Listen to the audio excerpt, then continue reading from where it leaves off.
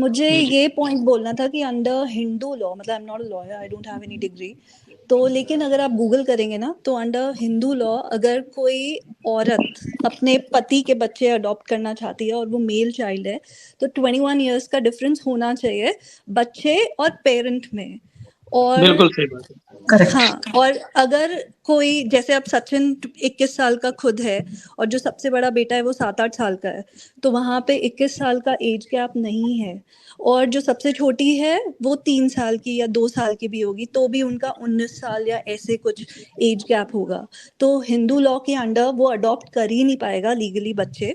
और दूसरा, मेरे को ये जो सैयद जी हैं ये बोल रहे थे कि हैदर वहाँ क्यों बैठे हैं, ये क्यों बैठे हैं, मतलब सबका एक आईक्यू लेवल होता है। I think education matters a lot. वो बेचारे पहले वहाँ ऑटो रिक्शा चलाते थे या रिक्शा चलाते थे, यहाँ पे he is doing labour work, मतलब उनकी पढ़ाई इतनी नहीं है, रिसोर्सेज इतने नहीं है, and plus he is under trauma. Trauma में इंसान अपने तरीके से कभी चिल्लाएगा, कभी रोएगा, कभी गुस्सा होगा, कभी, मतलब everybody has their own way to react.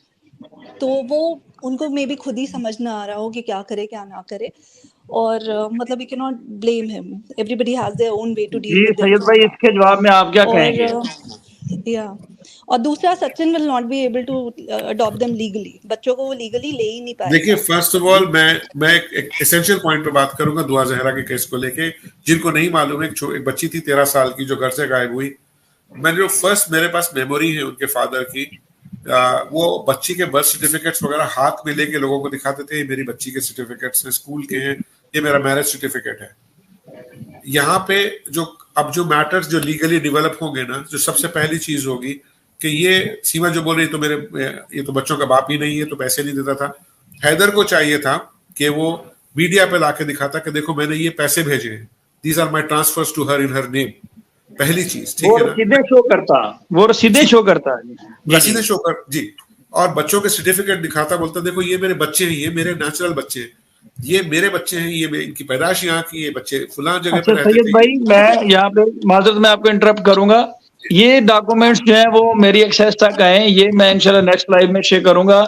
एक पाकिस्तान में होता है फैमिली रजिस्ट्रेशन सर्टिफिकेट, जिसे हम FRC कहते हैं, तो जिसमें पूरा डाटा होता है, पूरा फैमिली ट्री होता है। तो ये जो गुलाम हैदर का ये मेरे एक्सेस में है, इंशाल्लाह ये मैं कल के लाइव में शेयर करूंगा। जी सर, प्लीज। क्योंकि देखिए यहाँ पे ना सेंटिमेंट्स के ऊपर झगड़े खत्म नहीं होंगे, प्रूफ पे बात होनी चाहिए। सैयद जी एक मिनट, एक ये है कि वो दुबई में, मतलब जहाँ भी वो सऊदी में काम कर रहे हैं, वो ये सारे सर्टिफिकेट्स लेके बच्चों के बैठे नहीं है, घूम नहीं रहे हैं। एंड प्लस मुझे तो ये भी नहीं लगता कि उनको व्हाट्सएप के सिवा, कॉल करने के सिवा मैसेज भी टाइप करना कभी आता होगा आज से पहले।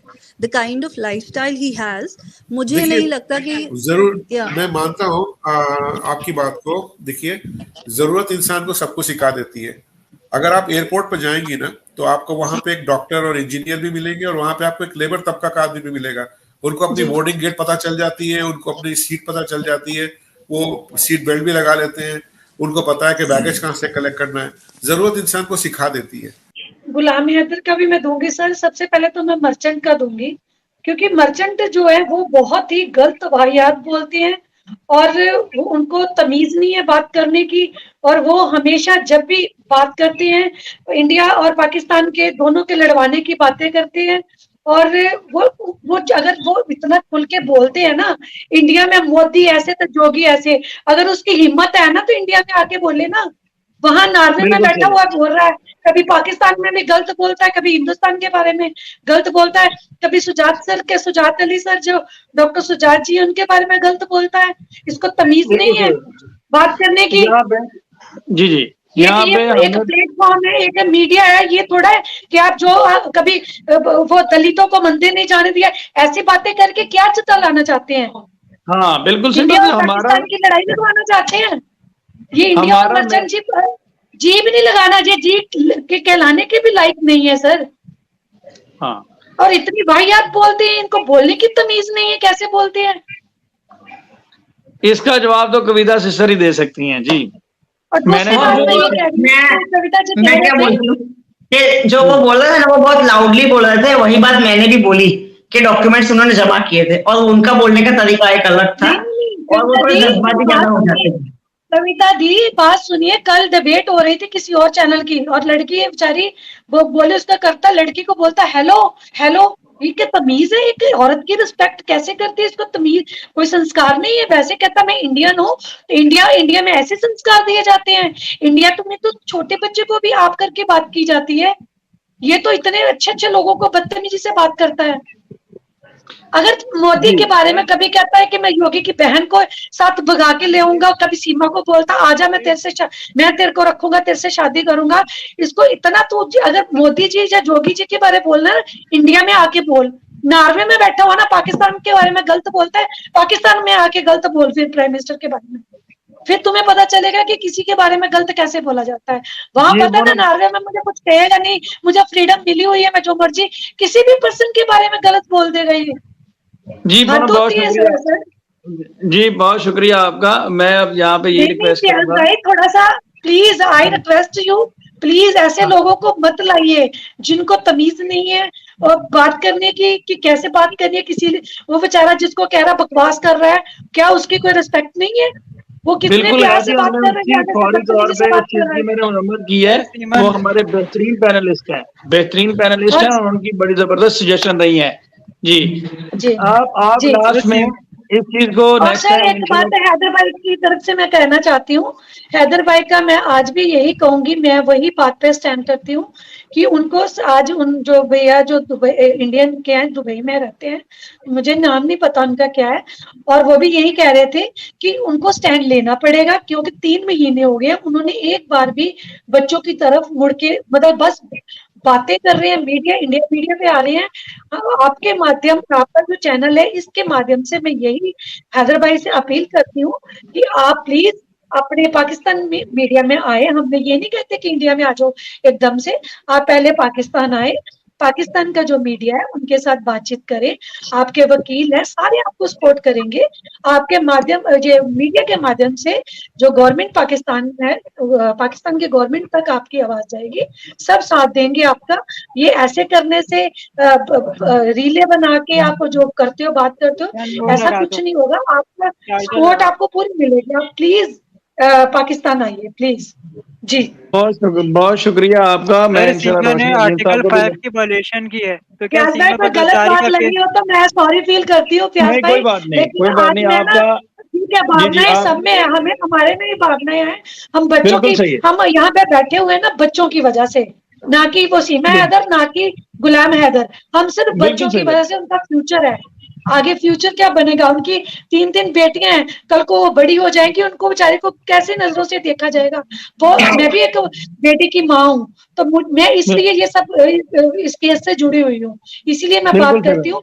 लेकिन प्लीज जो रिस्पेक्टेड लोग हैं, प्लीज उन्हीं को लाइए, जो किसी की रिस्पेक्ट करना नहीं जानते उनको मत लाइए प्लीज। बिल्कुल जी। दानियाल सईद प्लीज, आप कोई बात दैनी टॉक्स करना चाहें तो। सर सीमा ने आर्टिकल 5 की वायलेशन की हुई है, तो क्या इस पर गद्दारी का मुकदमा चलेगा पाकिस्तान में? जी पाकिस्तान में तो जब आएगी, पाकिस्तान में तो बहुत सारे जराइम उसके ऊपर बनते हैं, पाकिस्तान में तो जब उसको डिपोर्ट किया जाएगा तब की बात है। पाकिस्तान में तो ह्यूमन ट्रैफिकिंग का भी मुकदमा उसके ऊपर है, बहुत सीरियस है, जो ह्यूमन ट्रैफिकिंग एक्ट है हमारा 2018 का, उसके तहत। लेकिन मसला ये आता है कि पाकिस्तान का इंटरपोल जो FIA की धारा है, जो इंटरपोल के जरिए बैरून मुल्क जो लोग अक्यूज पर्सन होते हैं उनको ला सकते हैं।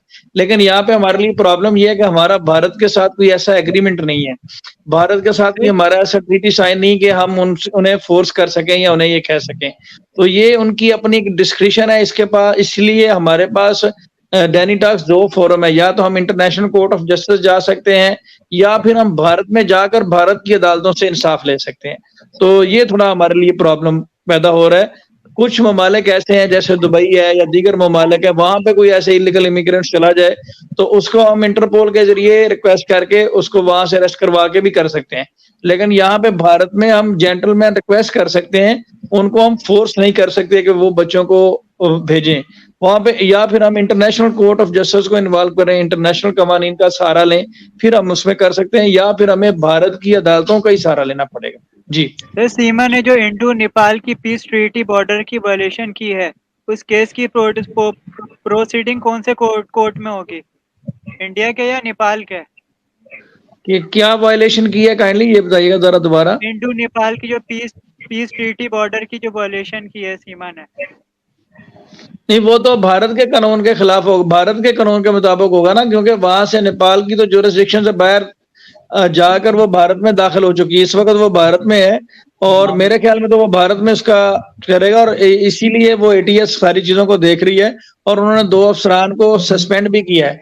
लेकिन आपके इस सवाल पे आज पूनम जी बात करना चाह रही हैं, शायद उनको नॉलेज हो, जी इसी या फिर टॉपिक हम पे बात करना चाहती हूँ सर। जो एटीएस है ना, आज न्यूज में है कि एटीएस की पूरी नजरें, गृह मंत्रालय का बयान आ गया है कि उनको जल्द ही डिपोर्ट किया जाएगा गृह मंत्रालय, क्योंकि वो बस इंतजार एटीएस की जो वेरिफिकेशन है उसका वेट कर रहे हैं और जल्द ही डिपोर्ट हो जाएगा जी सर। आज मीडिया में ये तो हम तो डे 1 से कह रहे हैं कि एटीएस की जो रिपोर्ट है वो बहुत अहम है। एटीएस की रिपोर्ट आते ही ये फारिग है जी।